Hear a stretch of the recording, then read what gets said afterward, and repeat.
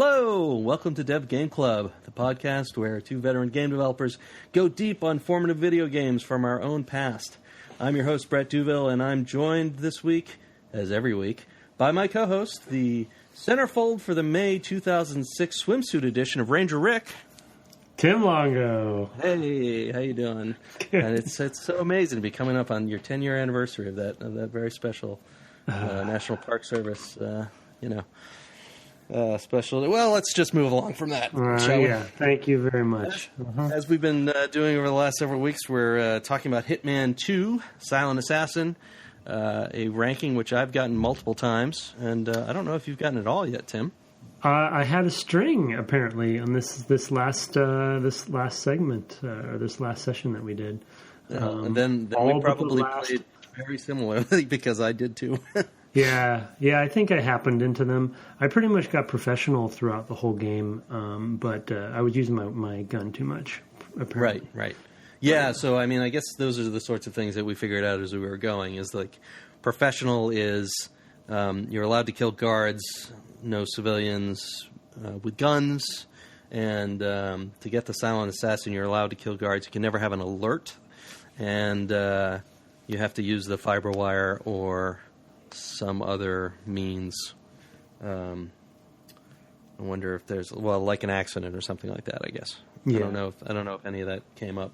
Mostly, I just use the fiber wire. But I think the only difference, between professional and Silent Assassin is the pistol or the gun. Yeah, if you right. Still. Yeah, so I kind of just happened into them. So, but let's jump in. I get very lucky. I did want to touch on one thing held over from last week, which was you were talking a little bit when we were talking about the potato chip maze in the basement. Yeah. Video game sort of uncanny valley of the environment itself. Mm-hmm. And as it happens this past week on Rock, Paper, Shotgun, Philippa War wrote a piece about The Witness and how it avoids the uncanny valley in its environment. The Witness is obviously a totally very different sort of game, but it has a very has an environment, an island with lots of biomes, lots of different sort of environments on the island proper. There's like a quarry, and there's sort of a river near that, and there's a lake, and then there's this forest, and there's some like a little desert area. I mean, it's like all these sort of diverse things. Mm-hmm.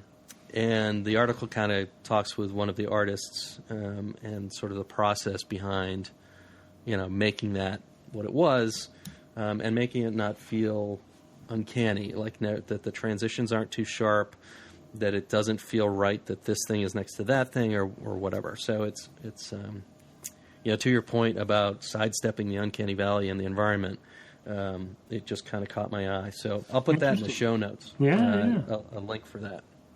Yeah, it's funny how we don't really talk about uncanny valley for anything other than humans most of the time.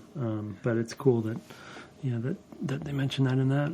And it's I can remember following the Witness's development a little bit because I was anticipating it. How much they worked to avoid that stuff.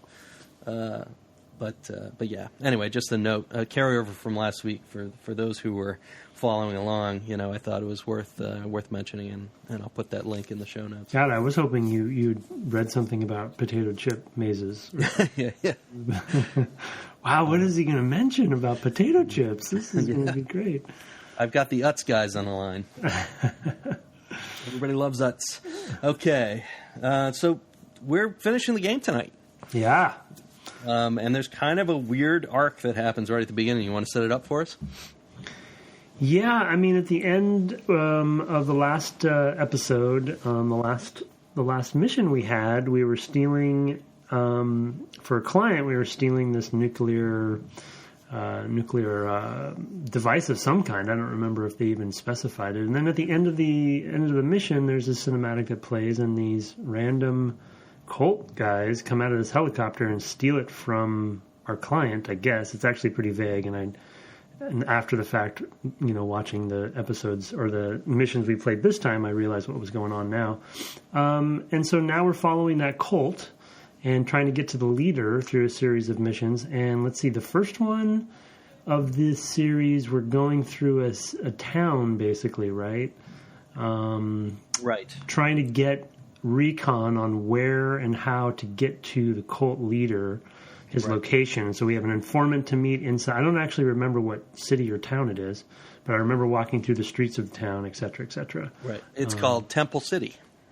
Right. Temple City Ambush is this first mission. Got it. Yes. And it's bizarre. Yeah, the whole cult thing is weird. Yeah, for sure. And there's probably some. I noticed you mentioned that on Twitter too. There's probably some significance to all of this stuff that is kind of I'm forgetting or it's going over my head, because some of the cult members look like Agent 47, and so I don't know if there's the clone thing going on. But anyway, yeah, we're going to meet our informant in this first one and kind of meander through the streets, similar to one of the other previous missions that took place in the Middle East as well. You mean the bazaar?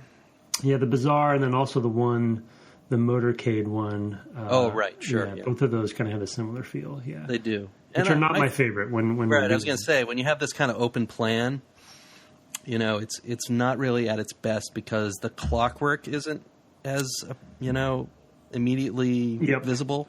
Yep.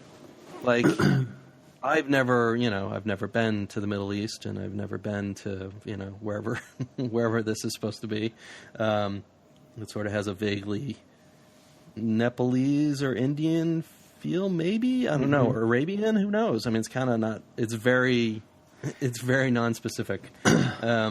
Although I guess there's some guys in turbans. I noticed in the newscast that comes in a later episode where she's talking about Hospital Island, or actually, I guess it's at the end of this sequence, these three or four missions. Yep. They mention India.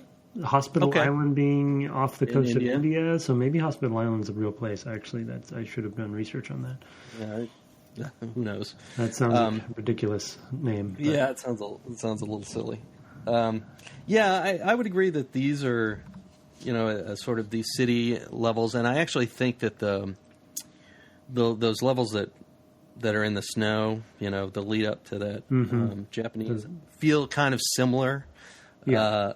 The city is nice because it gives you, restricted sight lines and things like that. You can, you can look in the map and figure out I'm going to be able to run for a while, so you can kind of move things along. There are things that are different and good about the cities, rather than, it's just a more natural Hitman environment than some forest in the snow. So I did kind of appreciate that difference.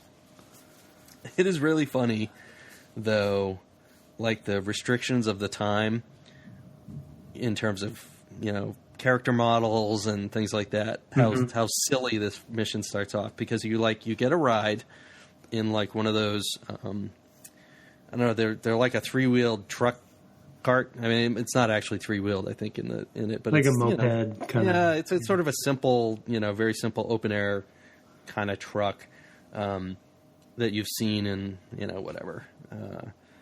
Other sorts of games. It's sort of like a motorized rickshaw. It's not a sort of complex car, and it's this guy driving you. And your first objective is to go meet another guy who looks exactly the same in a room, standing in front of exactly the same truck. Yeah, it's like, why didn't you just tell me this in the car? This next thing I'm supposed to do. And then all he does is tell you to go talk to another guy. Mm-hmm. Yeah. Yeah, that was pretty weird. It felt like, I don't know, stretching the time a little bit. Back then we were really concerned that our games took X number of hours, right? Yeah. That was the thing. Yeah, it was part of the. Well, I think people still bring it up some to these days, but yeah, part of the value was you definitely got to get your money's worth somehow. Right. Yeah, certainly at the time, we were, younger and had the habits of growing up and wanting a lot out of a game. These days I'm like, get me to the next experience, and if it's 5 or 6 hours and it's great, I'll be very happy. But yeah, I think that's probably still true of like the younger audience who don't have a lot of disposable income. That you want something really, really meaty. But that felt like unnecessary and egregious padding to go to this one place, the one place with a sign, and go in. Yeah.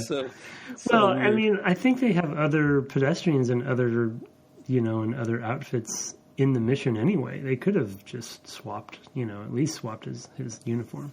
Yeah. Or something. Yeah, it was funny. But then you go and you meet this guy who I assume is the same guy from Russia. Is that true? Oh, you mean the actual informant? Yes. Yeah, I couldn't remember. You definitely talked to him like we're supposed to know who he is. I actually had a feeling that he might be from the first game, that he's actually a comrade that you recognize, because they actually they bring a few characters back in this game, just cameo kind of things. Right. Every few levels, there's a character that you're supposed to know. Yeah. So they're trying to build a canon, I assume, around the mythology of the game, as very thin as it is. Right. Yeah. And I guess this guy was a little bit different than the armed forces member we rescued in Russia. Oh yeah, that's the guy you're talking about. Yeah. Oh, maybe it was. Man, yeah, this voice actor is not good. No. Like, whoa.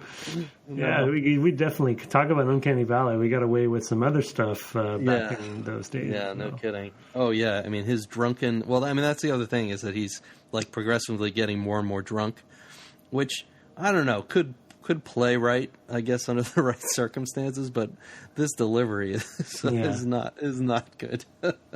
It's really funny. It is the sort of thing that we could get away with.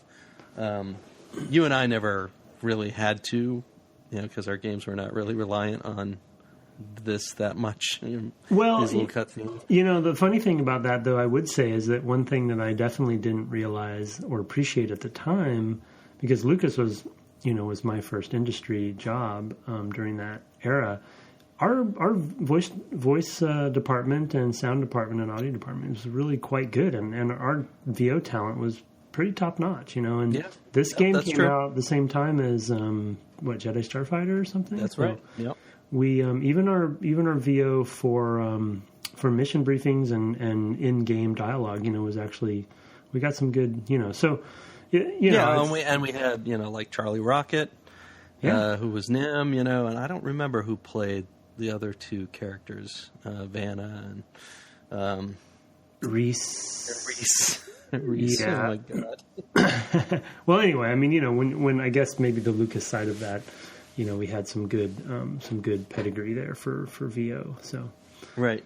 But not many games did, for sure, at the time. Yeah, that's true. Oh, and we had that woman who was from the radio station there in San Francisco as well. Oh yeah. She was from a DJ or something. I forget what radio station. Like I think she was on. Yeah, she was on Alice or something. Yeah. Yeah, that's right, Alice. Sterling something or other. Yeah, good stuff. I'll look her up and put her in the show notes too. But so this was not. And that's actually a funny thing that happens a lot with games that are made in Europe.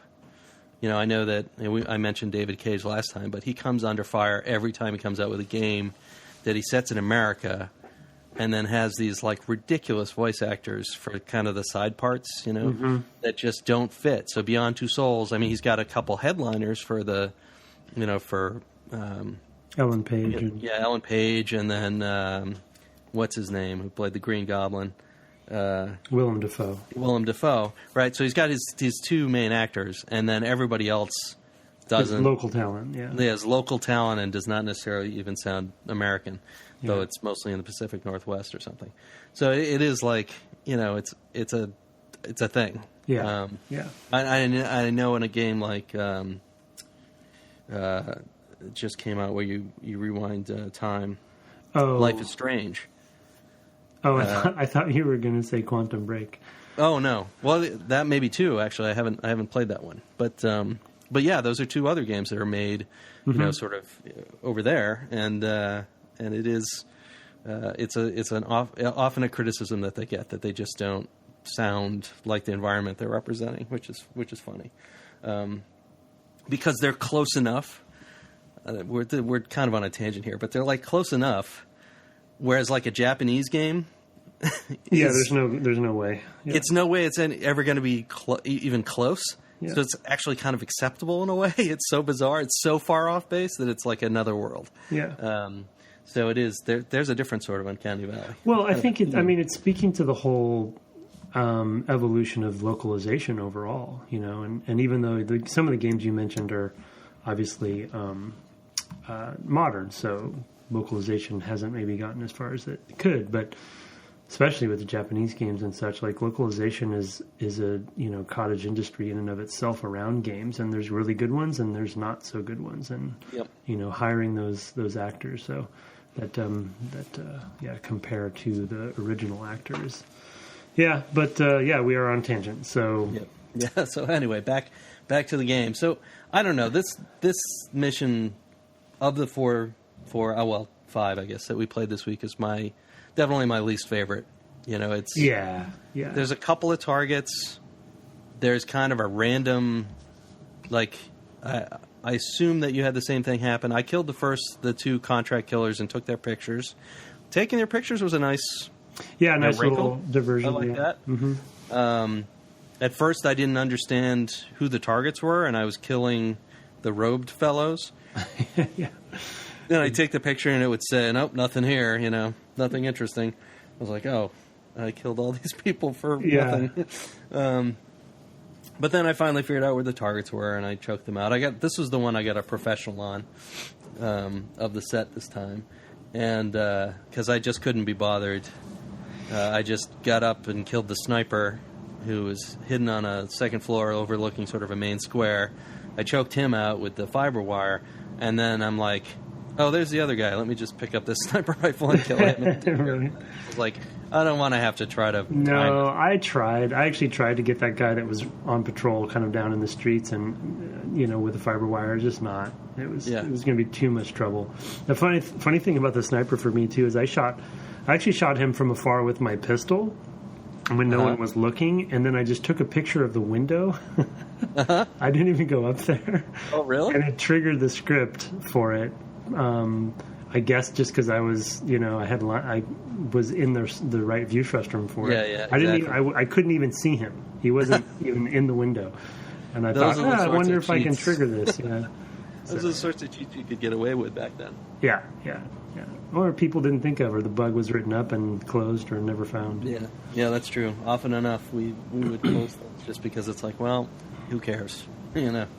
Oh, they got one over on us. Yeah, unfortunately, sometimes that happens. Then you go back to this guy, Steve or whatever his name is, and who's demanded these photos from you, and he tells you how to get into the temple. And it's like, we'll go get them now, and then he passes out. Did you have somebody run in and try to shoot him at that point? Yeah. Okay, Mm-hmm. And I wondered if that was like a silent assassin thing because I had shot the other guy, or if it was going to happen regardless. It was kind of frustrating because I was glad I had actually saved right after that conversation, not expecting anything to happen. I was just like, oh, this is a good save point because now I'm going to go, find this hidden entrance. And as I was walking to that hidden entrance, they're like, oh, and so-and-so's dead, and you fail. I'm like, what? Yeah, pretty cheap shot. Yeah. So I waited there, and killed the assassin who came to kill him. And I'm like, are there going to be more? Like, who knows? So there's only one. Yeah, this was, not a super well constructed The mission. other funny thing about that guy that came in to take out the contact was that I was watching the map to see what if there were any hints, and he showed up as a regular. I don't even think he was orange. I think he was showing up as a regular green pedestrian or something. So it was kind of misleading. It was misleading. They broke one of their own rules there, I guess I'd say, on that. But anyway, and so you get into the secret entrance there. There's a sniper across the way from that door. I don't know if you had trouble with that, but I assumed they would have shot you if you hadn't taken them out. Or did you just sneak in? I had forgotten that. But yeah, I did. I looked on the map and I saw that it was there, and I think I just shot him with my pistol from a distance. Yeah, that's what I did too. So it was... Yeah, I mean, not a lot great here. I think actually it got a lot better immediately, because I thought the next few levels Like, I feel like my story coming to this game has been one of sort of like, I can't, like, I don't see the systems, and I'm frustrated, and to, like, learning the skills I need to actually be able to do what the game demands of me here as I got to the very end, which is not a terrible arc, to be honest. No, I mean, you've actually, I feel like you've gotten better with the game over time, being a newcomer to it, and I think surpassed me, in, at least in patience, because I've only gotten some silent assassins here at the end. Yeah, I managed now these last 3 to be a silent assassin, so I finished out the game on that sort of high note. Yeah, and then I don't think you actually get a rating for the final episode. No, but I definitely tried for a while. I tried for a long time, and then when I got to, and then I was like, you know what? I don't even. Well, I think that the thing is one of the objectives. Well, we're jumping ahead, but one of the objectives is to kill all of the henchmen. And once I saw that, I was like, "Oh man, there's no way they want you to sneak around and do this." So, yeah, it was hard to imagine that it was even really possible. Although I bet it is. Yeah, it could be. I just can't. Yeah, but yeah, we're getting ahead of ourselves. So the next one, I'll set up the next one. Yeah. You get through this. This secret door, this passageway, which I kind of, nice touch. Mm-hmm. And you go to this hospital. No, not a hospital, not the hospital. This one, I guess, is a temple. It's kind of both. It's like a place where wealthy people are resting. It's sort of like a spa. Yeah. More than a hospital. This is the one where you're going after the doctor. That's correct, right? Yeah. Yes. And it was kind of weird because I expected from the opening cutscene that we were going to like get a chance to poison her chocolates. Yeah, totally. I was also looking for the flowers on the ground. I was like, I got to pick those flowers up. I'm going to do something with those. But exactly. So yeah, it kind of telegraphs things that aren't really in the mission. I sort of felt. What was up with that chocolate? Who? Was it? What? I just remembered that. What were they implying by all of that? I sort of felt like it was. I sort of felt like maybe they had thought they were going to do something similar to the fish one, the sushi episode, where you were going to try to kill her that way, and that they went and scripted the cutscene and maybe were building it and just did it. Yeah. Already had that thing in the can when they decided we don't have the resources to finish this that way, or something like that. I mean, it sort of maybe felt like a production problem. Yeah. It was back. Well, it's still true, but back then it was especially true that cutscenes would take such a long time to develop that you didn't want to change out anything from under your cutscene team. Render times were long. I mean, I assume these actually look more. I don't know if they're in engine or not. They kind of look in engine. But I remember, to your point, like on Starfighter and Jedi Starfighter, where we had these fully rendered cutscenes. We could not change what those were going to be. Yeah. And those were, months and months out. I mean, they were in full production the same amount of time that we were, generally. Yeah. And I think that's less true today because I think you can kind of, I don't know, tools are better and, horsepower, the machines are better. So if you're just making something that looks beautiful and you're going to throw it out to a render farm, you can do that. But back then, that was not really an option. Truthfully, it's still a challenge. Yeah. Depending on the kind of, I have been lucky in that I've been working for, most recently for a company that does do cutscenes. So, the motion capture stuff that they did with the Fallout 4 was kind of more of a challenge that way. Anyway, you're there, and you have to infiltrate this facility. I will say, the thing I didn't like about this one was it felt very one solution. I bet I could... Let me describe for you what happened to me, and I bet you're going to say, yeah, I did that too. Yeah. So you have to... There's a guard who's facing away from you and a distance off at the beginning.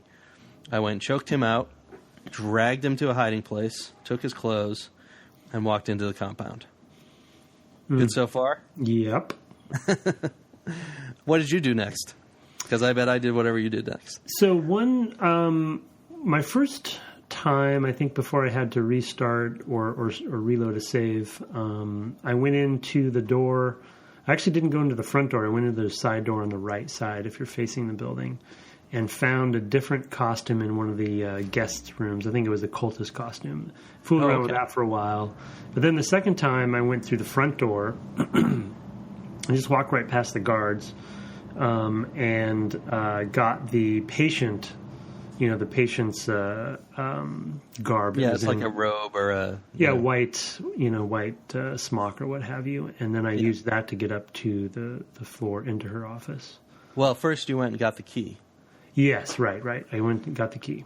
Yep. Right. So there's a key on the first floor to a hiding space on the second floor where you're supposed to dump her body, and that's an objective. And I felt like all that channeling, made it kind of super linear. Yeah, for sure. And that felt, again, it sort of felt like this one wasn't as well thought through. I mean, I did really like the environment, and I thought it was kind of cool. It was kind of a cool target in the sense of, here I'm going into this place that's kind of different from these other places I've been. There's guards all over, and I'm going to disguise myself as a very ordinary kind of person. And it had some good voice lines as a result. Like, you're looking much better today. Yeah. And things like that. As you're walking around, the guards they'll start to get alerted, and you'll be like starting to get that, the sweat's prickling on my brow. And they'll say, you're looking much more fit today. It's pretty good. But yeah, I did all that stuff exactly the same. It felt like there was basically one approach. She's not visible. You can't shoot her through a window or something like that if you had a sniper rifle. You kind of have this one way to go. So I did feel like this one was probably the easiest to get a silent assassin on because it felt so linear. Specific, yeah. Yeah. It was very like, one of the other objectives was not to kill any pedestrians. Another objective was, which is rare, that they actually force you to hide the body. Right. But once you're doing that, you're going to have to, basically do it out of sight anyway. So, right, kind of led you into that. Which I definitely that seemed a little strange, but it was fine. Whatever. And there's a lot of kind of, sitting and looking at the map and understanding patterns. Because there was a guard who was guarding a location he had to get to get that key. And so you had to kind of sit and watch the map for him to go to the bathroom, and I choked him out when he went to the bathroom. One thing that I noticed that I wanted to mention in this particular level that they do occasionally that does frustrate me. And it comes back to one of the questions you asked me in one of the previous episodes about why I like the franchise. Is it the systemic kind of simulation side of it, or is it the kind of scripting side of it? And I have more that I want to talk about in our later segment when we get into pillars. But whenever they script specific things to happen once you do a specific thing, it's always frustrating because you really have no way of predicting that they will do that. And the example I have in this one, which you may or may not have noticed, I don't know, once you take her out, and I don't know if it's when she dies or when you start leaving the room, they trigger another patient to come walking up the stairs, or they did for me, pretty consistently. And so it forces you to react to that, which is, I guess, their point, and they want you to, keep you on your toes, essentially. But right. But it just like there's no way I could have stood there in her office forever, and that guy would never have walked up the stairs. It's just triggered once. At least that was the impression I got. Yeah, I think your impression might be mistaken, actually, because that didn't happen for me.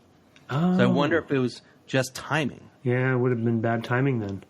Because I followed a person up the stairs, like he was 10 paces ahead of me, and I wonder if you just got there that much quicker. Yeah, it must have been the save then. My save is giving me that impression, because there was another example later in the level where it seemed like I triggered something by walking by somebody, but maybe I'm not giving them enough credit then. Yeah, you might have just gotten meshed into the machinery there. Yeah. Oh, okay. Well, I retract. Yeah. Good. Yeah, I can see that, but that's the thing about simulation, right? Is it can feel that way. Yeah. Like you're as a player, you're you're imputing intent, designer intent, Uh-huh. to a specific circumstance you're seeing. Yeah. You know, and it can feel that way, totally feel that way, especially if, you know, you keep having it happen. You know, it's Well, like, especially with saves, right? When you're going to save at a certain time, it's going to cause their timing to stay the same every time you reload. You know. yeah, versus- exactly, Yeah. right. Yeah, I mean, I felt similarly weird about. Remember, I had that sort of glitchy thing in the basement of the Russian building or whatever it was, where the first time I had done it, I'd been able to sneak by, and the second time I couldn't because the guy was just facing the wrong direction and never turned. Yeah.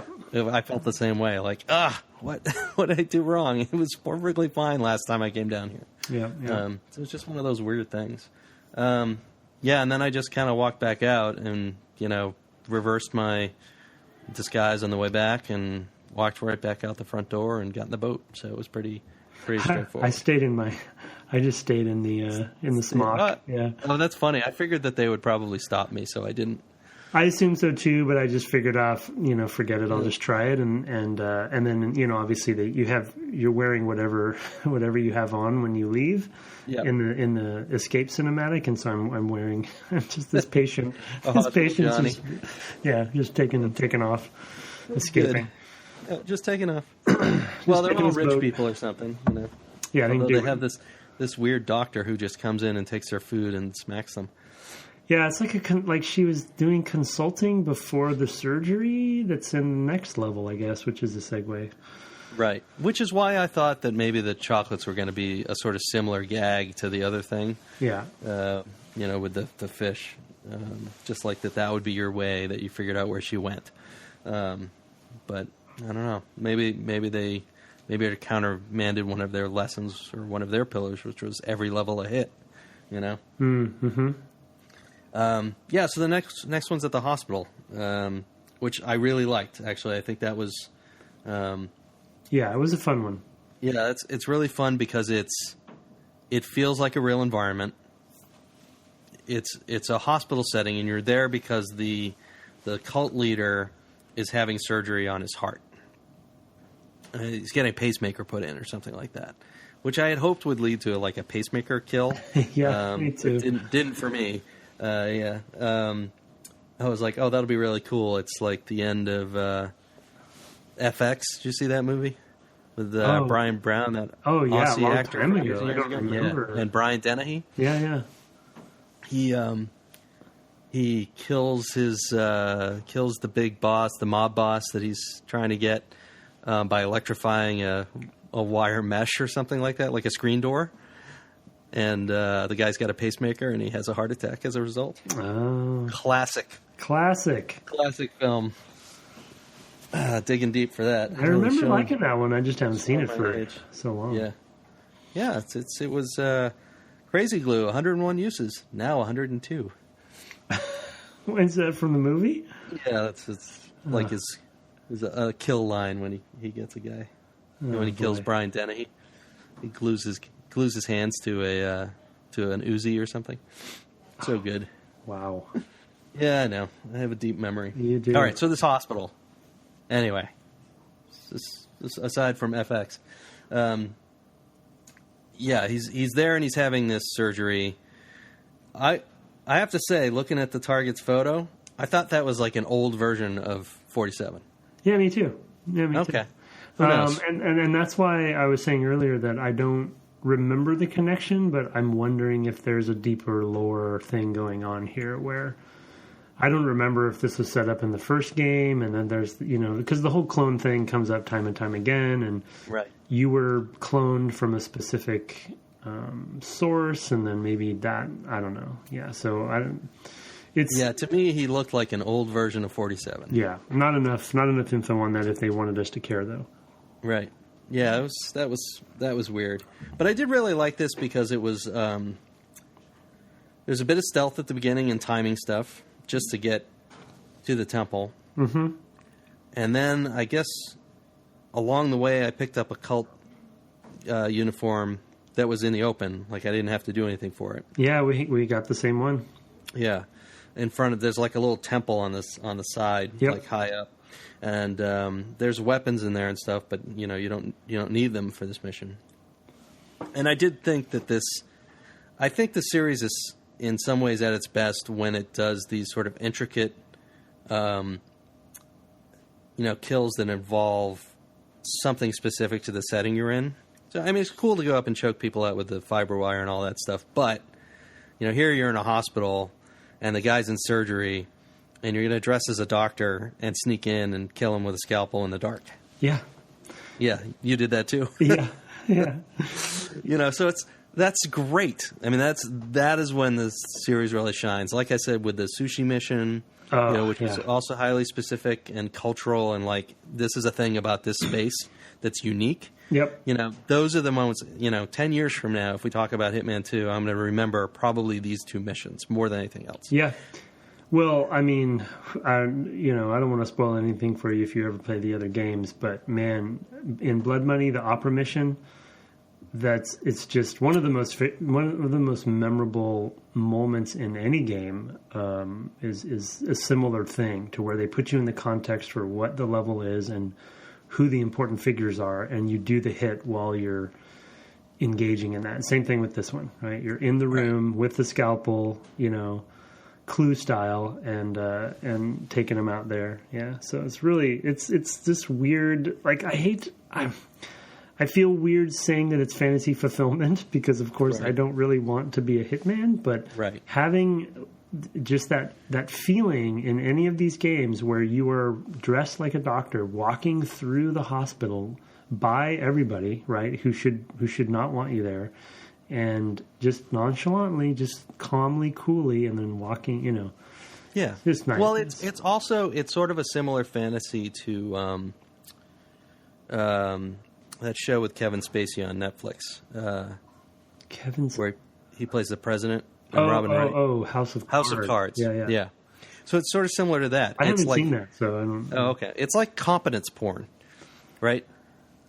The fantasy is being this good at a thing. You're right. Right? I mean, that's the fantasy. Right. And of course, that's what video games are often about, really, and especially in the early history, sort of especially in the last 15 years or whatever. It's about just being the best and the center of the action and the most important thing in the world, right? Yeah, and you mentioned your the way that you think about the failures as being kind of like, I forget how you described it, but kind of being those versions in his head of how he's going to, fail, and then kind of running through all the scenarios, and then the one that you actually succeed at is the real one. I love that. I never thought about it that way, but I think it's a cool kind of additional lore kind of, fictional way to think about things. Yeah, I mean, you sometimes see that stuff in like a heist movie or something like that where they'll run through it and they'll fail. Like Pulp Fiction has a great one where it's the Bonnie situation. This woman's going to come home. It's Quentin Tarantino. He's in the movie, and it's his wife. She's going to come home, and they're going to be moving this dead body around. And there's like this short, 20-second clip of this scene happening, and it's like, oh, that would be the worst, right? That's how I think of it. Yeah. Like, oh, that's not the way I wanted it to go at all, And I've seen that in other stuff too, but that's like, the kind of short canonical example I can think of. Well, it's something that games can do that that no other medium really can do, is where you can actually experience that. You can cut it into a movie in a linear fashion, but you still have to have one scene before another scene, and et cetera, et cetera. Right. But in the game, you can replay this stuff, and this whole genre or this whole franchise is based on that whole concept of getting better and being the best. Right. Eventually, making yourself into the Hitman. Maybe 47 is like the number of times you need to try it. Nice. Yeah, maybe. Hopefully not. Yeah, no. I do feel like I did with Anathema, but other than that, maybe not. Yeah. So we did it the same way, it sounds like. I think so. I mean, you basically, out. You make your way in. I mean, I did try different things because I didn't... I went in through a side window one time, but then there was a nurse in the office outside, and she wasn't happy when I walked out as a cult guy. I had a lot of sort of things like that, but mostly I just kind of snuck my way through and then got into the building as a cult guy and found a doctor's uniform. Yeah. I think upstairs. I did sneak into a side window, though, to get into the building. I was on the first floor, and I went right through the front door, ultimately. Oh, okay, yeah. Yeah, so a little difference there. Yeah. But, I mean, I did feel like that it was a viable option to go in some other way. I just didn't, Yeah. After I'd gone through and there was that nurse, I was like, oh, there's probably one like this on the other side. But let me just see what happens if I go in the front door. I'm dressed, Well, it's one of my favorite things to do in these games is just to walk right in, whenever you can. Like, when in doubt. It's sort of like my other dumb rule that got me into trouble earlier in our podcast series on this game, where I said, never pick up the cash. Don't worry about it. So in this particular game, they have a couple times where you need to do that. However, the other rule is whenever you can, go through the front door, because it's the most awesome way to do it. It is, and it's the most kind of natural tension way. Yeah. Like, you feel like that person at that moment of like, am I going to get away with this? Yeah. And I do really appreciate those moments. I mean, I appreciated it right off the bat. Like, that was like the first thing I pointed out. I was like, that's a great moment. And they deliver on it. It's good that they don't deliver on it every mission, because I feel like it would get old hat. Yeah, no, that's fair. That's right. Fair. So it is. It's like every few missions, it's, do this thing, dress in the right way to be able to walk right up to somebody, and basically gouge their eyes out. Well, therein lies the challenge that we've been talking about with pacing and variety in mission. When we say, the missions like the snowy canyon and the outdoor kind of street missions, we don't really like those. I mean, thinking about it from their perspective, and having gone through this myself and yourself, when you're developing a game, you do have those notions of variety. You think about, okay, we better mix it up here. We can't have these two missions in a row because they're too similar, and kind of spread them out. And when you're trying to find that variety of experience, that can get you into trouble sometimes, because the high points, the high beats, are the ones that people really want to be doing, and anything else just won't live up to it. But if they did that every single mission, then that gets old. So it's an interesting conundrum that's really, I've always found pretty challenging. Yeah, I mean, one of the things we talked about, and this actually might have been before you were even on Starfighter, but we came up with like whole categories of different types of missions you could have, to just try to figure out what the taxonomy of them were going to be. Like, okay, you could have an escort mission, you can have an inspection mission, which was something they had a lot of in like TIE Fighter. You could have, an obstacle course, which effectively was what ended up being the end of that, of the original Starfighter. It was a big complicated obstacle course. So you had those different sorts of like things that you could think about. And we did think about, like, well, we don't want to put a lot of the same type together, and we don't want too many of this type because they're hard to build. Like, obstacles are hard to build because everything has to be precisely placed so that the player can do this thing without. But we effectively started that game with an obstacle course, and with these canyons. Yeah. So it's, it's a tough thing, and replaying our own games, I do sometimes feel like, maybe we didn't need that type of mission at all, especially like an obstacle course, because they are the most frustrating. So yeah, I totally get it, and you also want that variety of environments just from a standpoint of storytelling. Like, you want to progress to killing this guy in these little story arcs. Is like, well, I sort of feel like they start from the major hits, like the fish thing, this the peak in Japan, this cult leader, and maybe they work back. Yeah, probably. I think they learn from all. I mean, we're going to talk about it in the second segment more, but they definitely learn from each game, and they pick out those best of moments and find ways to. I'm generalizing, but find ways to, put a new spin on that kind of wish fulfillment. And so by the time you get to a game like Blood Money, I'd say pretty much I'm trying to remember, it's been a little while, almost every mission is like that sushi mission. It's just a different context, It's usually a single structure, and still complicated, but then the setting is different and the sushi's different, and all the variables are different, but there's still that sense of fantasy fulfillment is very similar. And I think they get their formula down better and better with each game. Right. Yeah. I mean, I sort of like some of the stuff feels like it was inspired by specific things. Like that embassy level feels like True Lies to me. Oh yeah, I mean, totally. So like, there's also those sorts of things that we pull from often, like, and I think this, to its credit, this game pulls from more sources that way. That's often a complaint people have about games is that they take from such a limited, variety. Aliens and Blade Runner and Star Wars, right, are the, whatever, the three things that we pull from. But that's not true, I don't think, of these sorts of games. All right, well, let's run through the last two pretty quickly because we're at 40 minutes or so talking about the levels tonight, and we want to close them out. I think they'll be pretty quick anyway. They will be pretty quick. I did really like St. Petersburg once I got the joke. Really quick at the end of this, oh yes, the clone pops out. Clone pops out, takes a couple pot shots. Okay, continue. Yes. Okay. So that kind of sets up the thing that's happening next. For some reason, we're going back to hit somebody who actually was formerly a client, and we're returning to St. Petersburg to basically do the same mission we did when we killed a general, from the house across the way.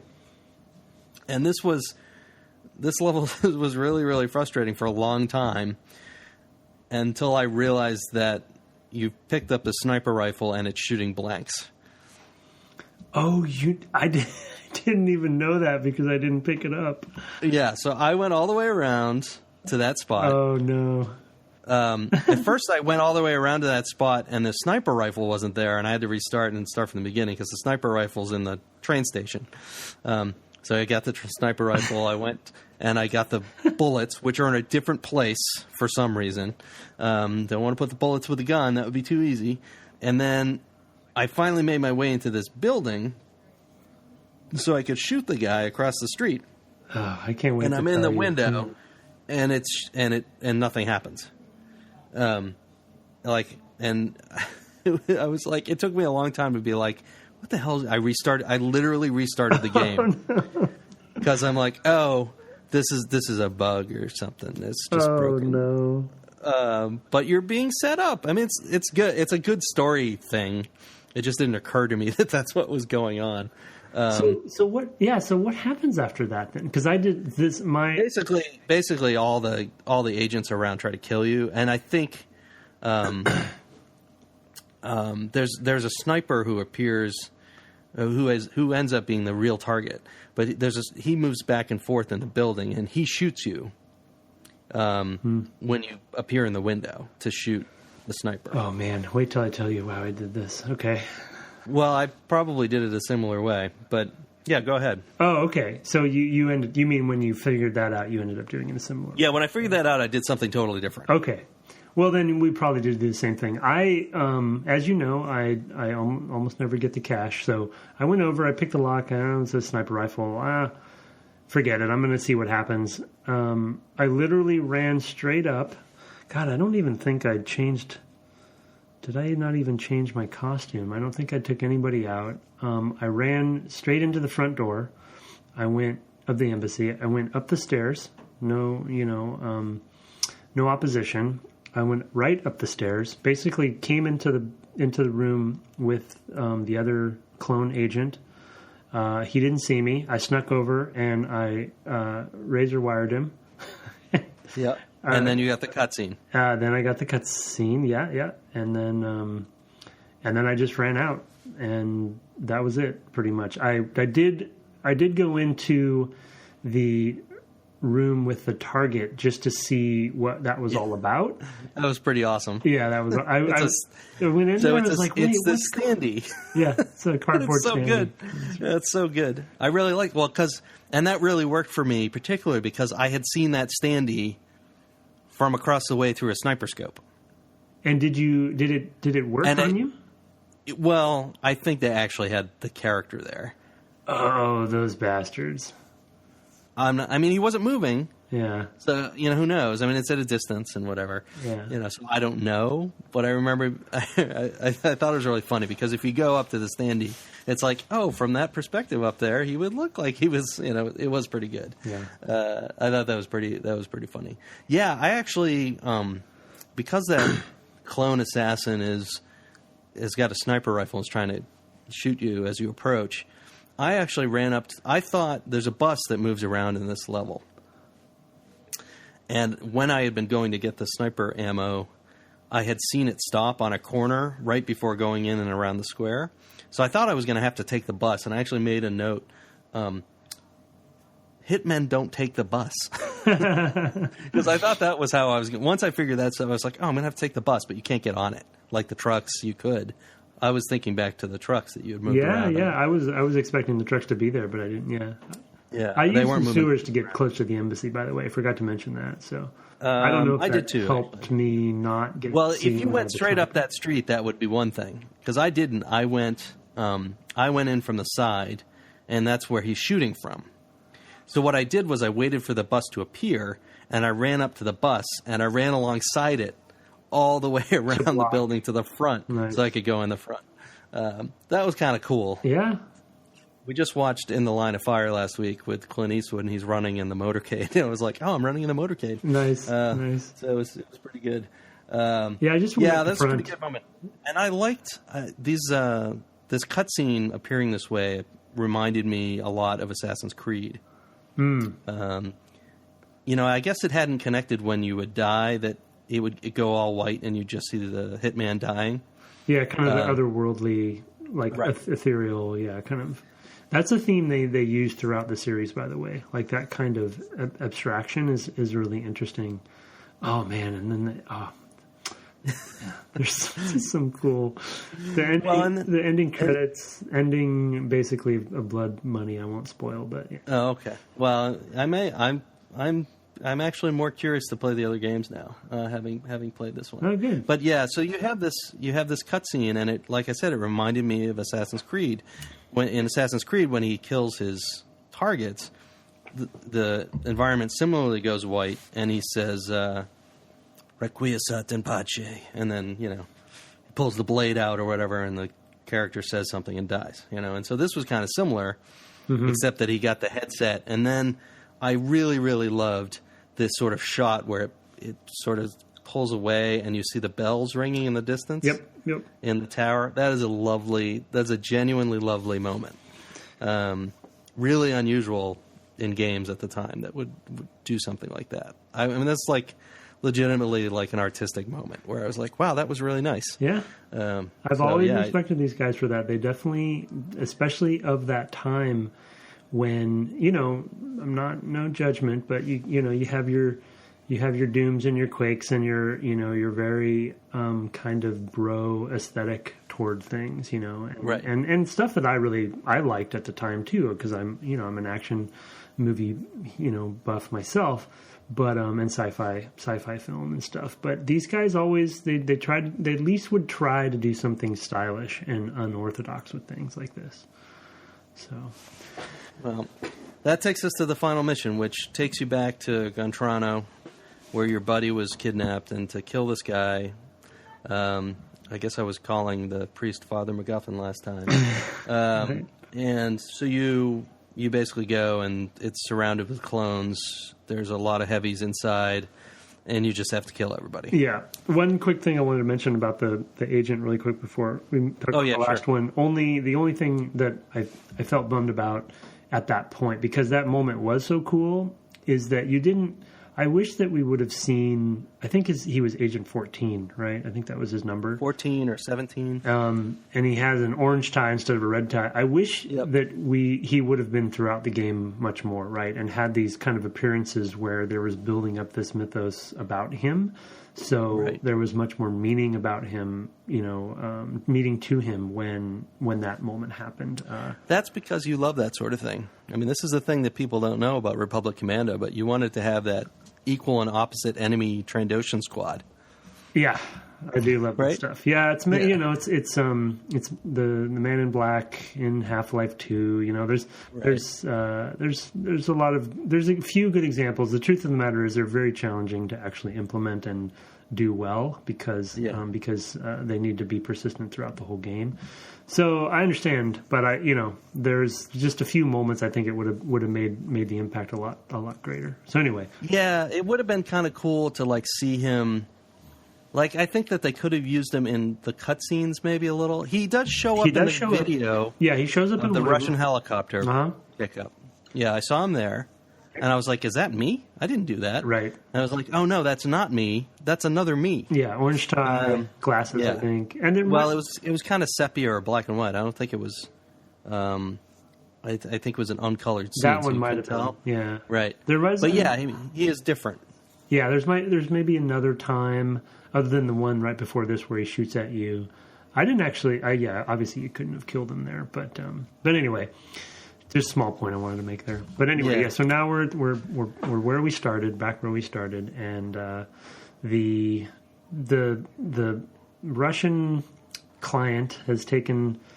It's just all very loosely thrown together as far as like the key figures in this kind of how it all wraps up. Right? Why the Russian guy gets to the priest and. All like there's some lines there that don't seem fully. Connected. I don't think they're all the way thought out. Because I mean, they're thought out in the sense that the storyline has been telling you about this Russian along the way. Well, he was in St. Petersburg. Anathema. Yes, he was, and in Anathema they say 2 Russians took him. Yeah, or the Russians took him or something like that. Yeah, you're right. Yeah, so they do kind of set up that it's this guy. Well, and who was that guy in that final cinematic with the Russian guy before this mission? There was some like a CIA agent, maybe? He seemed like he had an American accent. See, and that was the thing that it was tying me back to, like, maybe this has to do with the clones in my original prediction. And it sort of had something to do with clones, but not what I had in mind. Yeah. Didn't quite get that right. Anyway, this last thing was fine. It was, the hardest part was getting a weapon quickly and cleanly. That took me a long time of trial and error. There's two enemy agents in the initial courtyard you start in. It's very difficult to sneak up on either of those. I actually went back into the sort of where the garden was and killed a guy there in order to get a weapon, and then I just started killing everybody. It was like I killed the few guys and a couple guys who came into there, and then I went into the shed and got my silenced ballers, and I was like, okay, now I'm, Timothy Olyphant in the Hitman movie. I'm just going to kill everybody. Yeah. So it was kind of at that point just like, fairly guns blazing, sort of quiet. Like I felt, it's a kind of cool action scene, but it was kind of different, in tone from a lot of the game. Yeah, I mean, it suffers from the ye old problem of, you want to make your last level something people will remember and is something different from the rest of the game. And right. I'm always personally, as a player, mixed on that sentiment that is a requirement. I'd rather have, for me, usually I'd rather have the best of all of the pieces of the game put into one place in an unexpected way rather than kind of forcing you to play through, just because they wanted to have an action-y shooter sequence. I'm embarrassed to say I actually just ran past the guards in the beginning and absorbed the bullets and got to the shed. That's awesome. I didn't even take them out or take their weapons or anything. I just went straight in. I had picked up the silenced SMG at some point throughout the game, so that was in the shed for me already. Oh, okay. And I had the ballers as well, but well, I had the silenced ballers, so I used those because I got those as a reward. Yeah, I had those. I picked both of those up, and I had them from the last couple missions. I got Silent Assassin on finally. So. Oh, okay, yeah. And then I got a sawed-off shotgun too. So.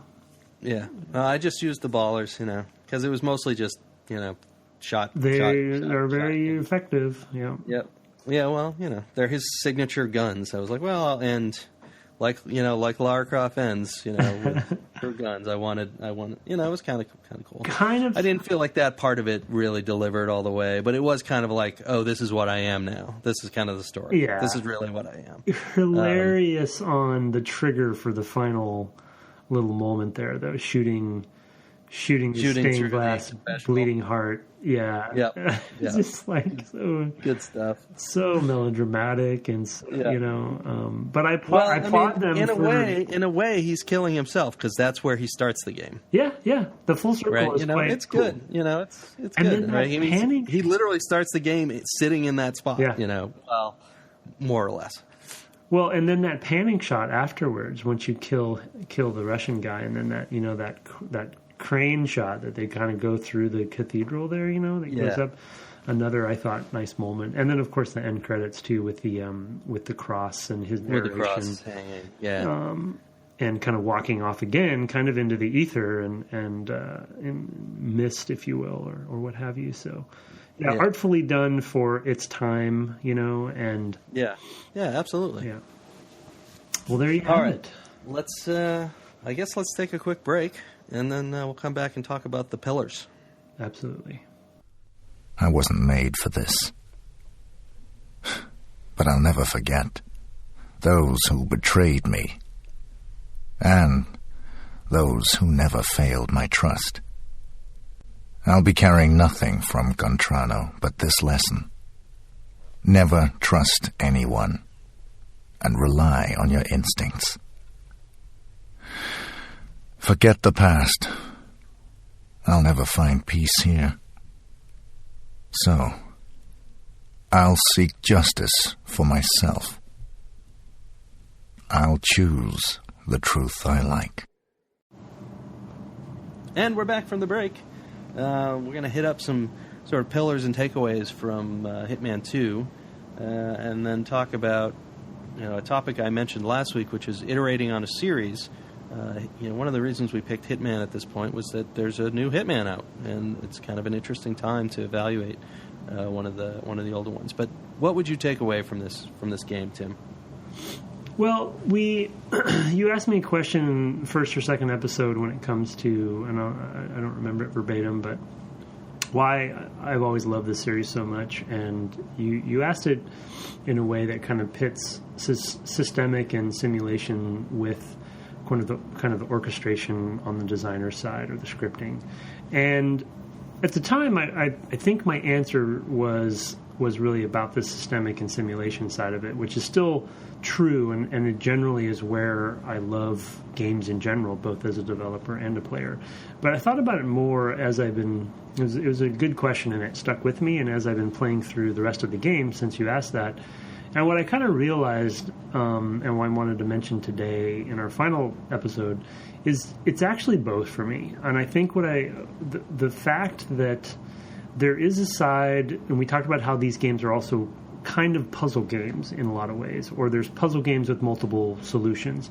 And there is also something cool about getting into the designer's head or the developer's head and kind of outsmarting them, if you will, using the systems and the simulation against them. Well, in your head, it's against them. They know, they know what the variables are, so you're not really tricking them. But that combination of using the systems and simulation with the the clockwork, as you put it, side of the game, that mixture I think is so special and unique and different from so many other games, and I kind of realized over the course of playing that it's really, my answer is both, because I think they are married together kind of in a pretty important way and kind of beautiful way, and depending on the level, the better levels are really well orchestrated. Right.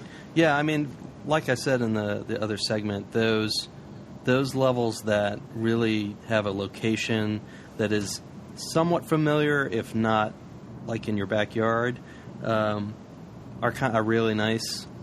Places where you sort of understand what the roles are of the characters there, just going in.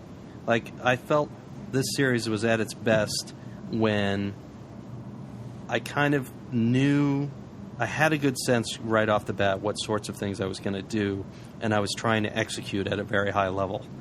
And I think you can get there. Like, as you've seen over my play, is like I started off like the most bumbling idiot, guy who's slipping on banana peels, on my way to killing somebody, and ended, just kind of getting really the highest marks all the way through towards the end.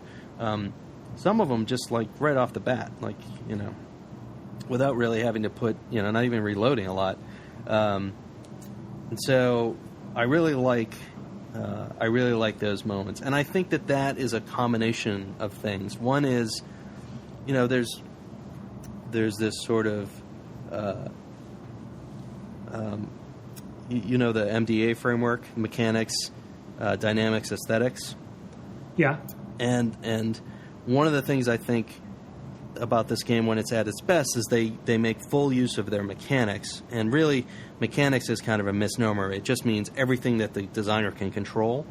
So it's the systems, but it's also the location and the art, and all of it together. So in that sushi mission, I feel like everything about that mission's mechanics are wonderful.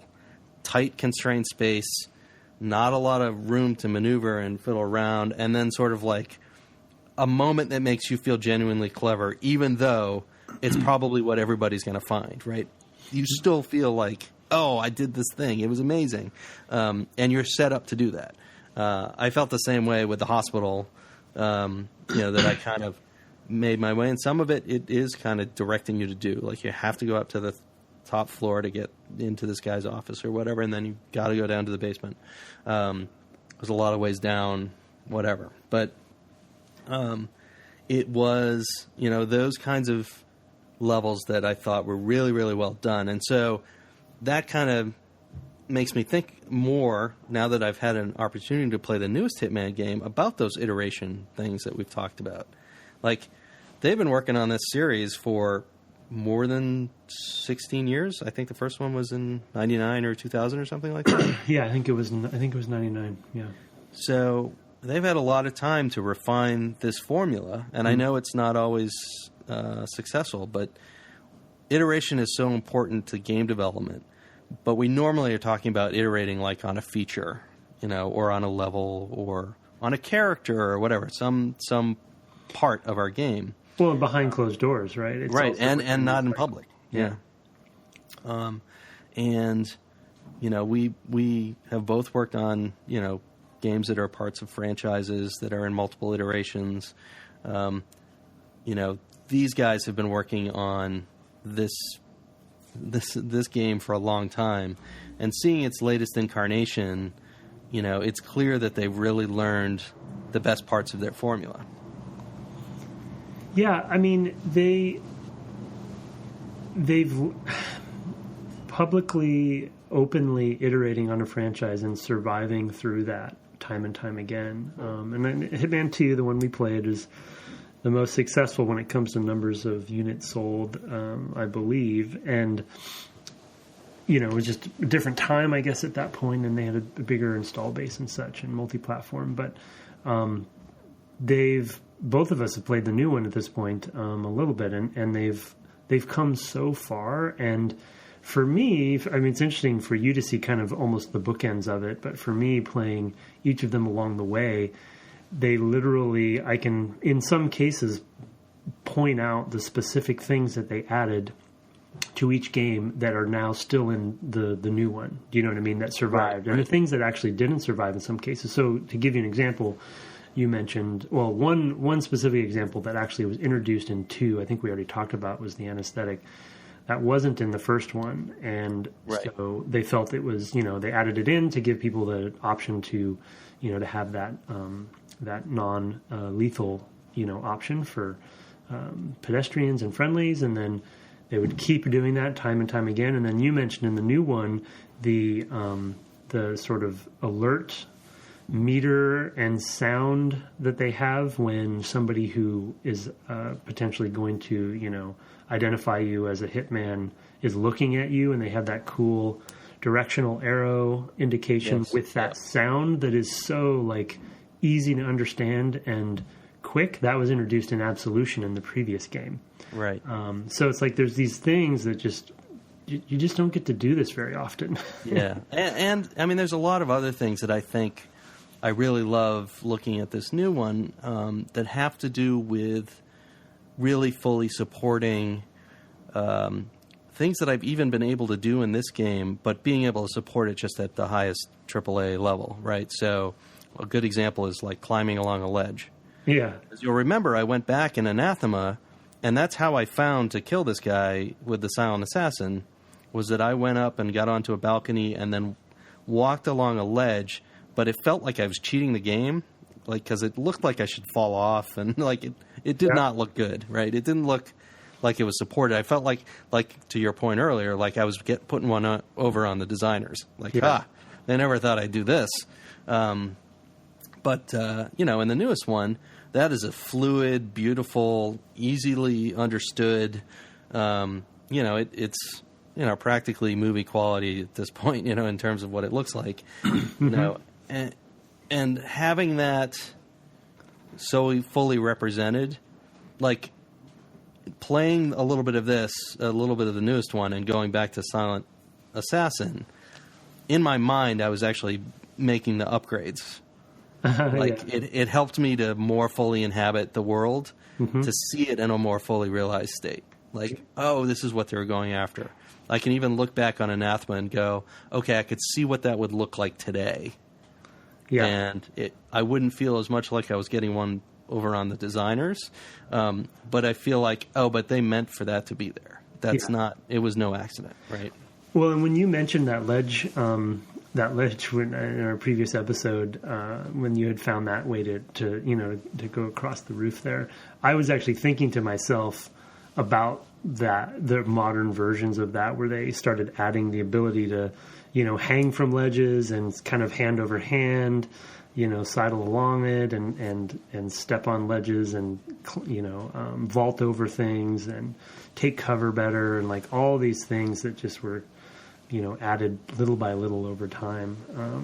It's very interesting to see the history of something like this, especially with one studio, which is also, by the way, fairly rare to have the same studio. Yes, many people have come and gone, probably on the teams, and I know that that's actually the case, but still, this one studio has actually been shepherding this forward this whole time. Also very, very rare.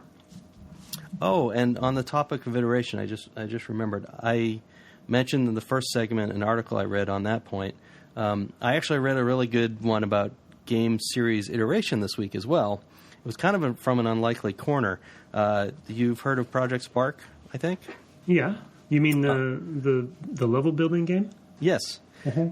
So there was a story, I think it was on Kotaku, and again, I'll put it in the show notes, but about a guy who's been making Star Wars games in Project Spark. And he's made 6 of them.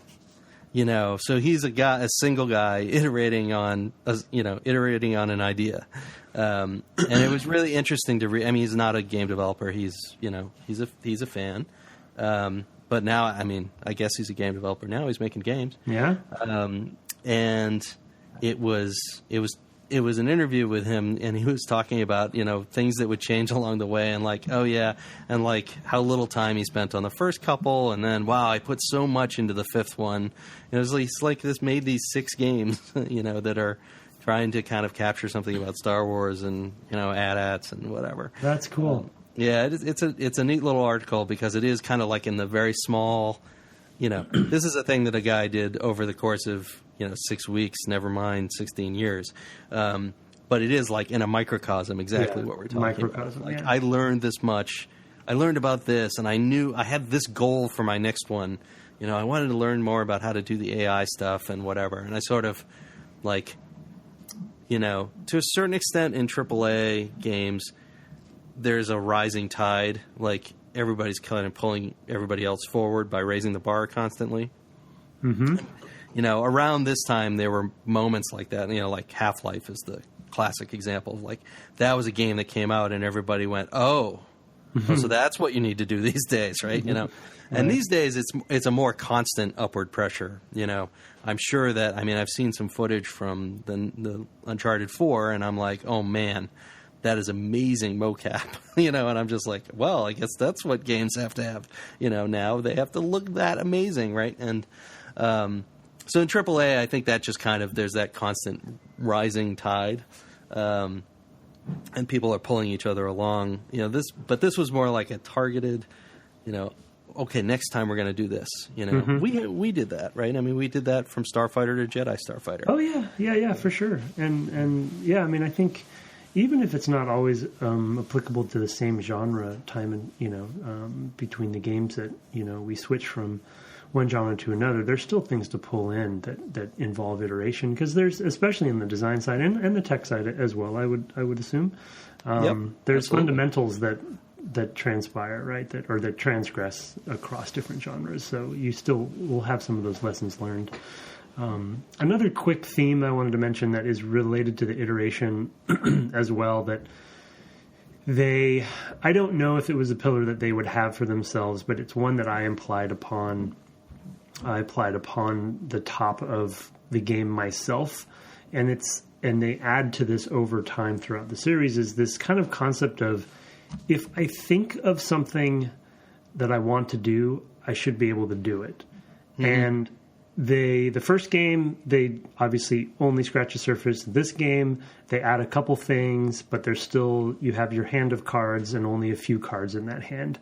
By the time you get to the most recent one, and Blood Money is another good example, Absolution to some degree, is, I have this hit, and I have all of these toys in the toy box, and they're kind of spread around, and I've been slowly taught about each of the toys throughout, the early levels, et cetera, and if I think to myself as a player, I wonder if I do this combined with this and then do this, if I can actually do it. And with each game, they get closer and closer to that kind of holy grail. And there's so many games, especially games that are generally focused on combat, where that isn't easy or possible to do, because combat is all you're doing. You're shooting something, or you're swinging a sword, or what have you. And it's kind of the breadth of that narrative in your head is very limited, because it's like, I see a thing, well, I can shoot it with this gun, I can throw a grenade, or I can do this. But it's not like... Yeah, because there's only a couple verbs, really. Yeah.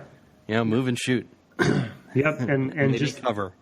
I just love the way that this series has progressed over the years, because I feel like, and Brett and I were talking about it in the break, now that I started playing the new one, like, it's pushing all of my buttons, like, figuratively and literally. I'm just so excited to go back to it, because they've really gotten to a point where I can, in my head, say, I wonder if I can do this, and I go and do it. Right. Yeah, and I totally agree with that. I mean, I think that, like I said, this is something I may spend more time with. I'll certainly be playing more of the newest one, but I am kind of curious to see some of the other evolution through, I probably won't go back to the first one at this point, but maybe the third and the fourth, just to see kind of as how they added those verbs and, how things mixed in. I did something similar with the Ratchet and Clank series last year. A new one just came out. That's right. And I went back to the original three, and it was really interesting to see how much those games changed. Like, there were little frustrations, and you'd see sort of those rough edges get sanded away as they got better and better. Some stuff that was context sensitive got added in, instead of having to make it was, kind of clumsy before that or whatever. Usually they have to do with environmental navigation. So it was kind of interesting to see those things go on. And like, and then they added this thing. And, you sort of saw how they built it up. And looking back on it, I wouldn't have thought of those things. So it's kind of interesting to see this game at almost its earliest point. Like you said, the bookends, and its latest point. So, yeah, very, very interesting stuff. And I do think,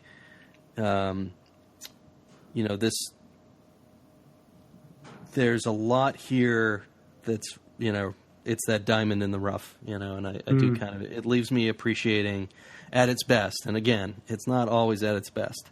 No. But when it's there, like, I really get it. Some of the latest editions with the, the sounds and things like that, the indications of the environment of what's going on, I'm glad to have, because they're just a source of frustration in these earlier games. Like, you don't really know how close you can get, how far sound carries, and you kind of get a feel for it, but never really. And I'm totally fine with games at that point just giving you some information to tell you what the system is doing. I mean, it's talking about iteration over the course of their gameplay and experiences, but it's also kind of a case study on iteration on usability, which is a term and a theme just in the industry that gained momentum over time slowly. And I think, we talk more overtly about these days and have usability specialists and stuff. But Hitman has... It was always close to your heart. I remember how, I know Microsoft was kind of a pioneer in this area, and you really looked up to them. It was something we did more of on Republic Commando, certainly, where we had specific ways, from you of how to test stuff with people who hadn't played the game before. Like, how you do that, how you understand what's going on in that person, in a way that you don't interfere with them, Well, and in a franchise like this one, especially the modern one, where there are so many verbs and activities going on, the usability problem for that just goes through the roof, and so I really don't envy them, and also applaud them for starting, like you said, to crack some of those nuts of delivering a simple message to the player on what's going on, when in the old days they just didn't tell you anything. Yeah. All right. Well, we have we're about to put Silent Assassin behind us. We do have two things to talk about for our future. One is we're looking to have a guest next week. You want to talk a little bit about him? Yeah. So in my Tomb Raider days, obviously worked at Square Enix and Eidos, and had met Janusz Flosser, who was managing director at IO during this game's launch, and I believe he also was one of the founding members of the studio. And kind of creators of the Hitman franchise. And so he's a good friend, and I thought it would be awesome to have him come on. He's not at IO or at Square Enix anymore, but he also was the chief creative officer of Square Enix Europe for many years after he left IO proper. But, I don't think it's necessarily fair to call him the father of Hitman, but I think he's one of the early guys that basically got the studio and the franchise going. And a really cool guy. So he's going to come on for the next episode, and we'll just, we'll talk to him casually about the experiences that he definitely said he remembered Hitman too well when I talked to him over email, at least. So I think it should be exciting. Yeah, it should be really interesting to talk to. I mean, I loved so much our conversation with Ken Levine that, if nothing else, doing this show is going to be it's going to be good to talk with people that I may never have a chance to work with. So that's really terrific. I know. So we're dealing with time zone difficulties because he's a Dane, and you're a Pacific Northwester these days, and I'm in Maryland, and between the three of those, there's probably a 10-hour time difference, something like that. But we'll try to work that out and have you on a Sean next time, and that will be awesome. That brings me to my portion, which is because Tim picked the game this time and picked a game that I hadn't played that he felt was a gap in my knowledge. Oh no! I thought it was only fair that I should return the favor. I actually had somebody contact us by email or maybe on Twitter and ask if we were ever going to do any Japanese games. And I thought, you know what? Tim has never finished a Final Fantasy game. Nope. Final Fantasy is in the air these days. They're re-releasing Final Fantasy VII in an episodic format this summer. They have Final Fantasy 15 on the horizon, the near horizon. I'm not sure if a ship date has come out yet. And as it turns out, Final Fantasy IX has just released in a PC version on Steam, sort of an upgraded, up-resed version. And that was actually my very first Final Fantasy. And I think in a lot of ways still my favorite. Probably more for story reasons than systemic reasons, because all the systems of these games tend to run together a little bit for me in the Final Fantasy series. But yeah, I thought it would be a really good time to revisit something from my early days. It was, I think, the very first game I played when I got a brand new PlayStation 2, which was backwards compatible. And I went out and back in those days, I would play all these RPGs that were 100 hours long, like Baldur's Gate or whatever. This one, thankfully, is not 100 hours long. We looked it up, and it's more like somewhere between 40 and 50, which is still a ton. Oh, man. but I did do a little research and figure out where to play to. So you have 2 weeks to get started on the first part. We're going to play until you encounter and fight a character named Beatrix. Okay, Beatrix. Got it. And immediately after Beatrix, there's going to be a cutscene that sort of introduces another character getting onto his mount. It'll be memorable. All this takes place in sort of a cathedral or palace. It's kind of this big. It's in the rain. It's very. I don't want to give away kind of too much, but it's very atmospheric. Okay. So that you'll know it when you see it. Oh, this is what Brett was talking about. And if you want to play past that, that's fine. But at least try to get that chunk done if you're playing along. And you, Mr. Longo, are required. Oh boy. You've never played. You've certainly never finished a Final Fantasy game. No, definitely never finished. I started 7 back in the day. I started Tactics back in the day, but I don't know. They never stuck with me, and I'm a big RPG player. I play a lot of big RPGs, as you know. I've been playing The Witcher, and I do gravitate toward more of the Tolkien Western kind of RPGs. So Final Fantasy never quite stuck. So I'm looking forward to it in that regard, because it'll be the first one that I will finish for sure. Yeah. And I actually know nothing about 9 specifically. So there definitely seems to be a fan base out there for this particular Final Fantasy. Yeah, I think that there are a fair number who really, really love it. I mean, I think it has some wonderful, like I said, some wonderful storytelling.